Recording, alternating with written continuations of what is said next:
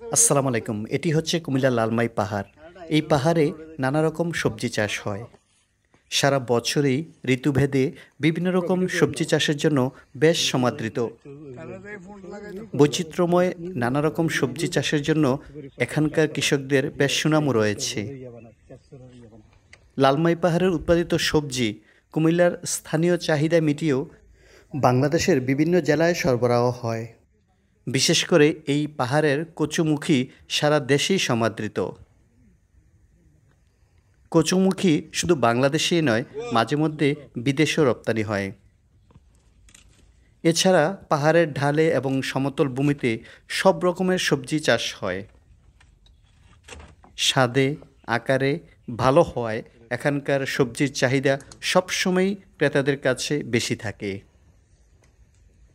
আপনি যদি লালমাই পাহাড়ে ঘুরতে আসেন তাহলে সবসময় সবজি কিনে নিতে পারবেন। একেবারে টাটকা সবজি গাছ থেকে পেড়ে কৃষকদের হাত থেকে নিতে পারবেন। বাজারে সাধারণত যে মূল্য থাকে তার থেকেও কমে এই পাহাড়ে সবজি কেনা যায়। অতিবৃষ্টি কিংবা শীতকাল সবসময় এখানে বেশ কয়েক রকম সবজি ফলে। লাউ, চিচিঙ্গা, কুমড়া, কচুমুখী, করলা, ঢেঁড়স, লাল শাক, মূলা শাক সহ সব ধরনের সবজি এখানে হয়।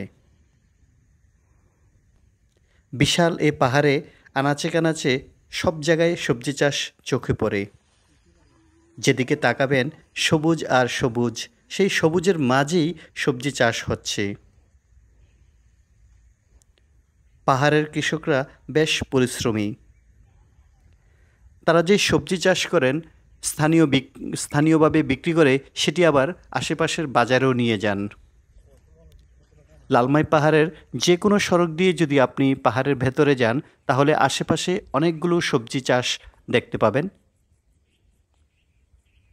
ব্যক্তিগত গাড়ি নিয়ে আসলে আপনি সবজি কিনে নিতেও পারবেন। পাহাড়ের বিস্তীর্ণ এলাকায় নানা রকম সবজি চাষ হয় বহু বছর আগ থেকে। পরিবহন ব্যবস্থা ভালো হওয়ায় দিনে দিনে বাড়ছে এখানকার কৃষি। পাহাড়ের চারদিকে সমতল ভূমিতেও বেশ সবজি চাষ হয়।